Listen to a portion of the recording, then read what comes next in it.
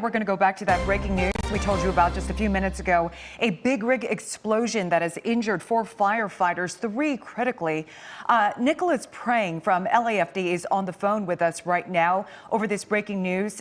Again, this explosion that happened in Wilmington. Nicholas, thank you so much for joining us. Can you tell us what you know so far? Yeah, thanks for having us. We responded at 6:58 a.m. this morning to the 1100 block of Alameda Street in Wilmington, and the first reports were that an auto was on fire, and this was a semi-truck and trailer. And as firefighters approached to extinguish the flames, an explosion occurred. There were pressurized cylinders apparently in somewhere in the vehicle. And at least 7 firefighters have been injured, a couple of them critically, and 3 have gone to the hospital. They're waiting on additional ambulances to respond. There's still at least 1 pressurized cylinder left. There's still some fire there. Firefighters have created a wider perimeter. We want to make sure that the public does not enter this area. We want people to stay away, but we're waiting for hazardous materials teams to come and with their specialized equipment to assess the situation. And, you know, Rachel was pointing out earlier, thank goodness this wasn't in a residential area, because this must have been a huge explosion. Yeah, you're seeing this intersection is pretty large. You know, not a lot of pedestrian traffic, no homes. So we are thankful for that, and we're going to make sure this fire gets put out. But on this type of incident, we have to slow down because of the chemicals involved, and you know, get the specialists in there with their equipment and protective gear. And Nicholas, you guys have that area taped off, obviously, for this investigation. Is there still any potential threat there in terms of fuel that might be explosive?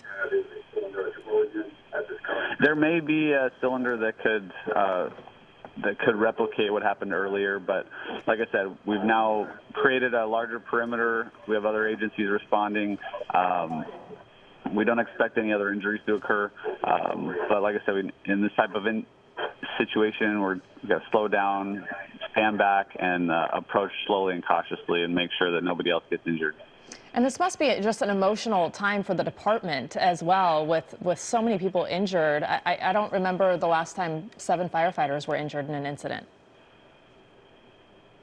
Well, I can tell you the last time more than 7, it was for the Boyd Street fire several years ago in downtown LA, when not a vehicle, but there were pressurized gas cylinders there that were in a structure fire, and 11 of our firefighters got very severely burned on that. And Nicholas, earlier, our Mark Liu talked about a certain type of call that went out warning firefighters that this may be a very dangerous situation. Can you tell us more about that? Yeah, we call it a mayday when something happens. The 3 that we talk about often are either a firefighter down, missing, or trapped. So in this case, it was a firefighter down, and a mayday would go out, notifying everyone on scene and the dispatch center and anyone listening that there was some sort of catastrophic event, a disaster that needs to be addressed.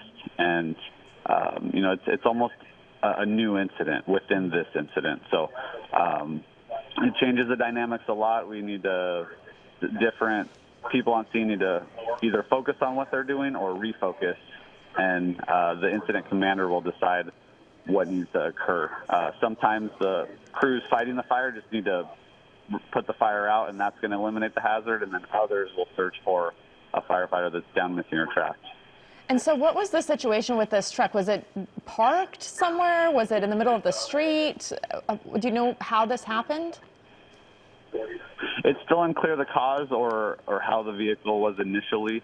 I'm just seeing these overhead images you're showing after the explosion. I wasn't able to get any visuals from beforehand. But like I said, it was reported as an auto fire, this tractor trailer. Semi-truck, and that the explosion occurred after we arrived on scene. So all of the injured appear to be firefighters, no one else, not the driver Correct. Of the truck or anything like that? Correct. No word on the driver yet. We arrived to see the fire, started to put it out, and the explosion occurred. So I still haven't been able to identify whether the driver was clear or whether there may be an additional casualty in there. Nicholas, again, recap for us. 7 firefighters injured in this, and you said 3 critically. At least 2 critically. 3 have been transported to the hospital already, and the rest are awaiting ambulances, but they're being evaluated on scene by fellow paramedics. All right, and at this point, what now? Like I said, the hazardous materials crews are responding, and so we're going to wait for them with their specialized protective gear and specialized equipment to mitigate the rest of this emergency and make sure that we maintain our perimeter so that nobody else gets in there, especially the public. All right, Nicholas Prange from LAFD, thank you so much for taking the time to speak with us. I know you guys have a lot of things to do, but we really appreciate this update. And we'll be right back. Okay.